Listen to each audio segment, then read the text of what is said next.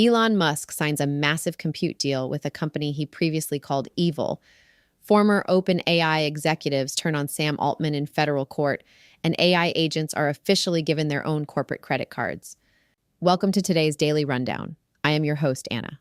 This podcast is researched and produced by Etienne Newman, senior software engineer from Université Laval, based in Calgary, Alberta. Today, we perform a forensic autopsy on the strange bedfellows of the AI industry this Thursday, May 7th, 2026. As the physical constraints of the AI arms race tighten, bitter rivals are being forced into unexpected alliances. In a stunning reversal, Elon Musk's SpaceX has leased its massive Colossus data center to Anthropic, effectively arming OpenAI's biggest competitor with enough compute to instantly double its usage limits. Meanwhile, inside OpenAI, the internal fractures are playing out in public. In a video deposition for the ongoing federal trial, former CTO Murati testified that CEO Sam Altman lied to her about model safety reviews and intentionally pitted executives against one another. And on the economic front, the push into enterprise finance is accelerating. AI agents are now being deployed across Wall Street to review valuations, and Amazon has just granted these autonomous systems the ability to process financial microtransactions on their own. Before we dive into the data, I have a brief strategic request. The algorithms governing the app you are listening on right now dictate what intelligence reaches your feed. To ensure you never miss our highest-rated episodes, please hit follow or subscribe to the DJAMGAMIND channel on Apple Podcasts to always listen completely ads-free. It is a completely free action that takes just 1 second, but it is the most effective way to help us scale this independent research. Let's unravel the day. Before we begin today's briefing, a note for the brands listening. If you want to reach the true architects of the AI revolution, the technical leaders actually building the stack, not just the tourists, DJAMGAMIND offers select premium partnership opportunities. Let us position your product directly in front of the ultimate technical buyer. Visit jamgamind.com/partners. Imagine handing just a piece of autonomous computer code, a corporate credit card, and just letting it negotiate its own contracts on the open internet. Right, without any human oversight. Exactly. You don't sign anything, you don't approve the purchase order, the code just decides it needs more data, swipes the virtual card, and buys it from another piece of code. Which, I mean, it sounds like a speculative sci-fi pitch, but as of this morning, that is a live beta feature on Amazon. The friction of human approval is actively being engineered out of the global transaction process. It's wild. Well, welcome to the Deep Dive. It is Thursday, May 7th, 2026, and today we are conducting a forensic autopsy on the daily tech news for you. We are putting on our forensic business strategist and digital rights advocate hats today. We absolutely are. We're tracking a theme we're calling the strange bedfellows of AI scaling. We're going to uncover the hidden macroeconomic shifts beneath today's headlines, looking at how the sheer brutal physical limitations of the AI industry are forcing bitter rivals into bizarre alliances. Yeah, and completely breaking down internal corporate structures along the way. Right, and ultimately handing the global economy over to agentic bots. The physical constraints are really the anchor point here. I mean, we often talk about the cloud as if it's this ethereal, infinite resource. Yeah, just floating up there. Exactly. But artificial intelligence requires an unfathomable amount of physical atoms, specifically electricity and silicon. Okay, let's unpack this. Because those physical realities are creating alliances that would have sounded like a complete joke a year ago. Yeah. So SpaceX, which recently absorbed xAI into this massive new entity called SpaceXAI, has just signed a lease agreement with Anthropic. Yeah. Elon Musk is leasing the entirety of Colossus 1 to them. And for context, for those who don't know, Colossus 1 is a Memphis supercluster. We are talking over 300 megawatts of power, with more than 220,000 NVIDIA GPUs coming online this month. Just to understand the scale of 300 megawatts, you have to picture the power draw of an entire medium-sized American city. That is the amount of energy required just to keep those 220,000 graphics processing units from literally melting while they process data. That's insane. And by securing that lease, Anthropic is fundamentally altering the math of their consumer products. I mean, they're instantly doubling the 5-hour rate limits for Claude Code across all their paid tiers. Oh, nice. Yeah, peak hour cutoffs are dropping, API limits. So the amount of times a developer's software can request information from Claude to minute, those are being raised across the board. Wait, but Musk was publicly calling Anthropic misanthropic just a few months ago. Yeah. He called them an enemy of Western civilization. He did. And now he's their landlord, claiming on X that he's renting to companies taking the right steps for humanity. I mean, that makes zero sense from an ideological standpoint. Is he just trying to, like, weaponize Anthropic against OpenAI to chip away at their market share? What's fascinating here is that it's tempting to view this as a purely vindictive move, but the reality is much colder. It is purely physics and math. Capital constraints now dictate Silicon Valley allegiances. Ah, so the ideology doesn't matter anymore. Not at all. Colossus 2, which is Musk's next 1 gigawatt supercluster, is under construction. And those power bills and hardware invoices do not pay themselves. Right. So by renting 220,000 GPUs to OpenAI's biggest competitor, Musk patches a rival's compute hole while extracting hundreds of millions in rent to fund his own expansion. That is incredibly cynical. Ideology takes a backseat to the scaling laws of AI. And Anthropic isn't stopping there either.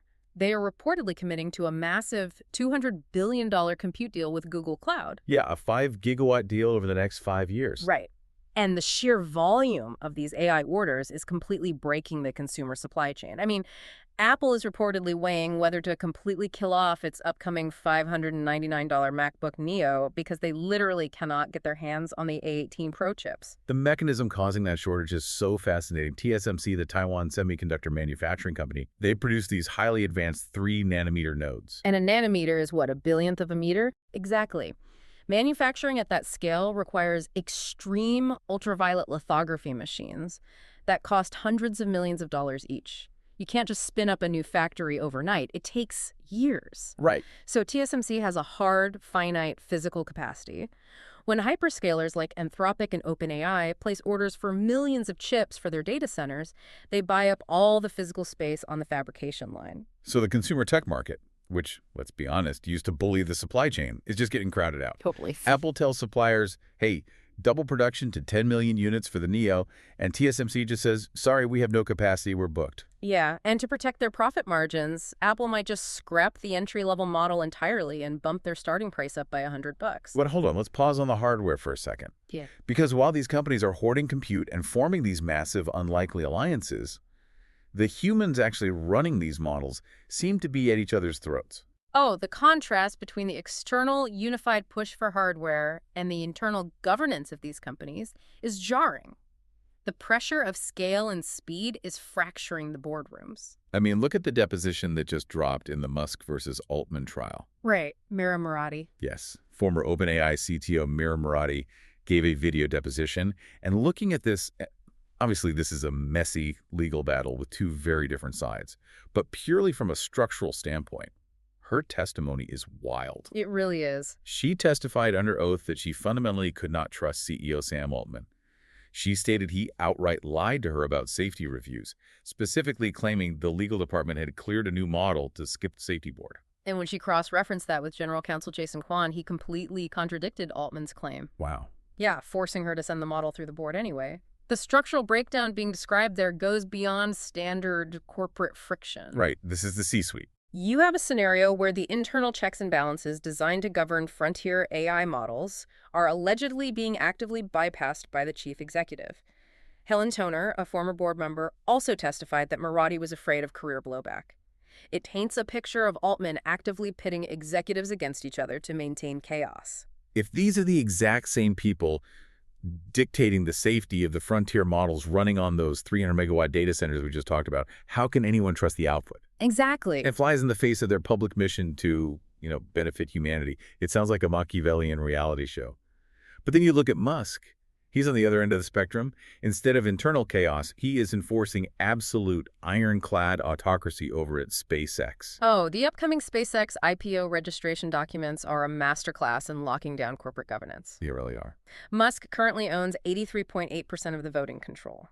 The IPO filing ensures he maintains over 50% voting power through super voting shares indefinitely. Indefinitely. Yep, he can elect or remove any board member at will. The filing literally forces shareholders to irrevocably waive their right to a jury trial. It bans class actions. It requires mandatory arbitration. So on one side of the AI race, you have executives allegedly manipulating safety boards, and on the other side, you have a CEO rewriting corporate bylaws to ensure a board can never legally challenge him. In both scenarios, traditional corporate governance is just being dismantled. The infrastructure of oversight is simply too slow for the speed at which these companies believe they need to operate. Which brings us to the collateral damage. Because the executives are fighting in courtrooms over power and spending billions on TSMC silicon, but that money has to come from somewhere. Right. Wall Street has clearly decided that to pay for silicon, you have to cut carbon. And by carbon, I mean human salaries. The white-collar labor purge, it's accelerating. We are seeing a very aggressive capital reallocation strategy playing out in real time. Human capital is expensive. It requires health benefits, HR departments, and time. DeepL, the Germany-based language AI company, just abruptly cut 250 roles. That is 25% of their entire staff. A quarter of the company. And the CEO's justification didn't even try to hide behind market conditions. He purely tied it to AI, claiming rapid AI progress means companies need smaller, more impactful teams, fewer layers, and less time spent on back and forth. He warned that companies failing to refactor how they work will fall terminally behind. Here's where it gets really interesting, though. How does that actually work in practice? Is this buzzword of AI native leanness or their one-person team actual unprecedented productivity? Or is it just a convenient Wall Street-friendly excuse to squeeze labor margins so they can afford those 300-megawatt data centers? Well, I have a lot of empathy for the folks going through these ongoing white-collar layoffs, but structurally it's a mix of both. Think about the mechanics of traditional software development. Okay. A junior engineer writes a piece of code. They send it to a QA tester to find the bugs. The QA tester sends it back. Once it's fixed, it goes to a middle manager for deployment approval. That is the back and forth the CEO is referring to. Makes sense. Today, a single engineer using an advanced agent like Claude Code can generate the boilerplate code, have the AI run its own automated unit tests to find the bugs, fix them, and push it to deployment. The QA layer and the middle management layer are suddenly viewed as obsolete friction. So you fire 25% of your staff. Yeah. Your margins look incredible on the quarterly earnings call, your stock pops, and you use that liquidity to buy more NVIDIA GPUs. Exactly. Compute scales linearly without the friction of human management. Tech companies are deciding that paying for a megawatt of electricity yields a vastly more predictable return on investment than paying a department of junior analysts. The narrative of the last 3 years that AI is a co-pilot meant to assist workers has abruptly morphed into AI replacing workers to boost the bottom line. So if tech companies are leaning out human labor and replacing it with AI, where are they deploying these newly capable models to actually make their money back? They are targeting the most lucrative, high-stakes sector possible. Enterprise finance. Anthropic just launched Claude Financial Agents. These aren't just chat boxes. They're integrated directly into Microsoft Office. They build pitch books. They review valuations. They screen KYC files. And KYC Know Your Customer is a perfect example of a workflow being swallowed whole. Historically, banks have to employ armies of analysts to read through thousands of pages identity documents. Right. Cross-referencing global sanctions lists to prevent money laundering. It is tedious, legally fraught work. Now, an AI agent can ingest 10,000 PDFs in seconds, cross-reference the data, and flag anomalies without a human ever opening a file. OpenAI is doing the exact same thing. They partnered with PwC to build native finance agents for forecasting, treasury, and taxes. Perplexity extended its digital worker to finance, integrating licensed data from Morningstar and Pixbook for 35 dedicated analyst workflows. But there's a massive catch. Right. Tara Higginson from Infotech Research Group. She raised a massive red flag about this trend. She warned that while this democratizes access for smaller firms, it introduces immense systemic risk. Her analysis gets to the core mechanics of how a market functions. A financial market requires differing opinions, right? Absolutely. A buyer believes an asset is undervalued. A seller believes it is overvalued. Exactly. That variance of opinion provides liquidity. Higginson points out that if every institution on Wall Street fires their junior analysts and replaces them with the exact same OpenAI or Anthropic base models trained on the exact same Bloomberg data, reaching the exact same conclusions. The variance of opinion shrinks to zero. Markets become hypercrowded, reactive, and volatile. It's like a crowded stadium where a fire alarm goes off and everyone's identical GPS app tells them to use the exact same exit door at the exact same millisecond. The door gets crushed. What happens when an AI hallucination becomes a synchronized, market-moving event? If the AI misreads a valuation and triggers an automated sell-off, and every other AI on Wall Street agrees with that hallucinated data, You get an algorithmic flash crash. Finance is highly regulated, high stakes, and way too risky to let models operate alone. The edge in finance used to be having the fastest data. Now, the edge will be knowing when human judgment should override the model's consensus. but as we saw with the DeepL layoffs, companies are actively removing those human circuit breakers from the loop to save on operational costs. Which pushes us into the ultimate, frankly, frightening frontier of this deep dive. We've gone from humans using AI tools to summarize data to AI independently analyzing enterprise finance. The final step is AI actually spending the money itself. Yes, we are entering the era of agentic finance and the machine economy. I brought up Amazon at the top of the show. They just announced a preview for Bedrock Agent Core payments. This feature allows AI agents to instantly access and pay for web content, APIs, and other software agents using corporate credit cards. And Kraken just bought Reap, a startup offering stablecoin-enabled corporate cards and agentic payments. Why stablecoins, though? Because they bypass traditional banking hours and international wire fees. A bot can pay another bot in Tokyo at 3 a.m. on a Sunday, instantly. If we connect this to the bigger picture, we are literally building a microtransaction economy where AI agents bypass human oversight entirely. Wow. The global economy is shifting from B2B business to bot to bot. The implications of handing autonomous code a wallet are profound. I mean, look at Google and Spotify.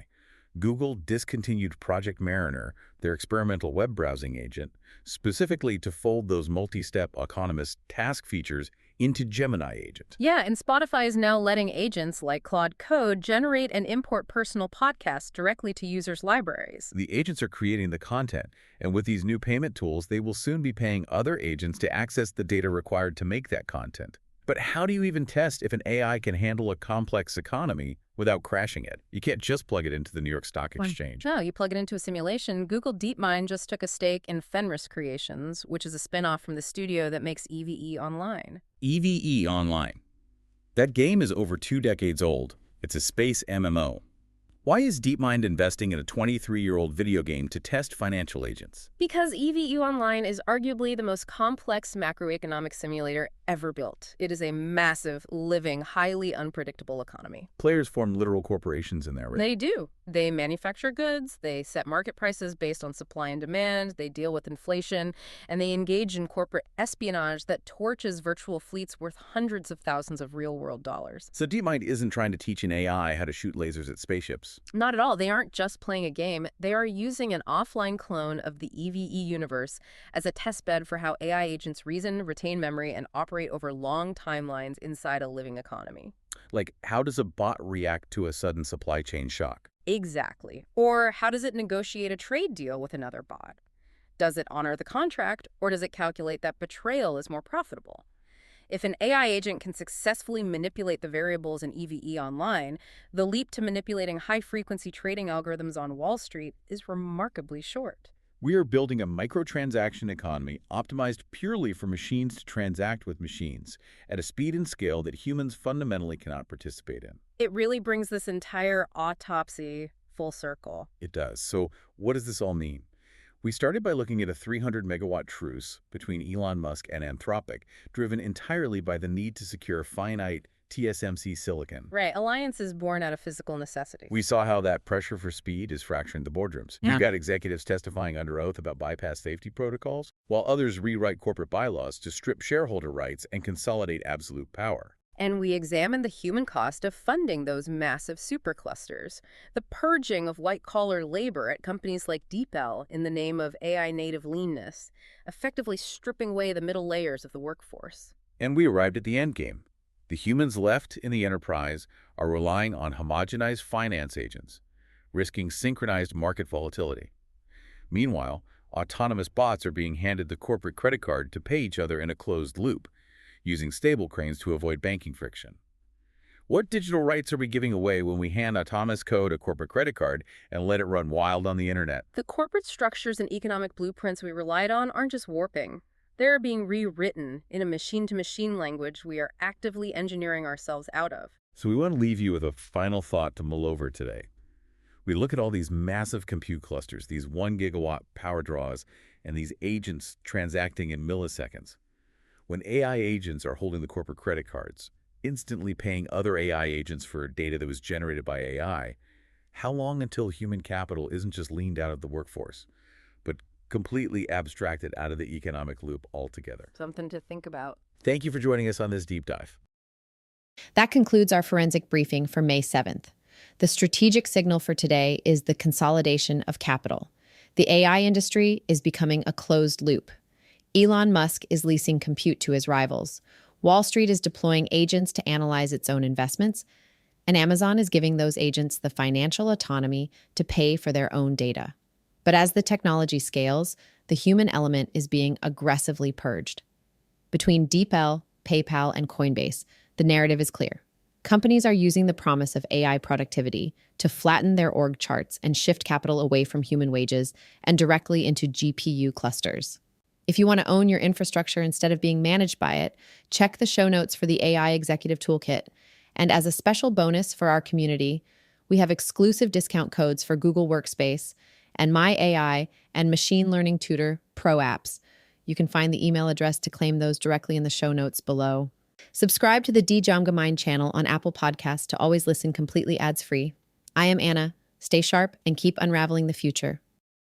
And before you go, if your company is building the tools that power the workflows we talked about today, I'd love to showcase them to this audience. We don't just run ads, we build technical simulations that prove your value. Let's build something together. Visit jamgamind.com/partners to get started. Until next time, keep building.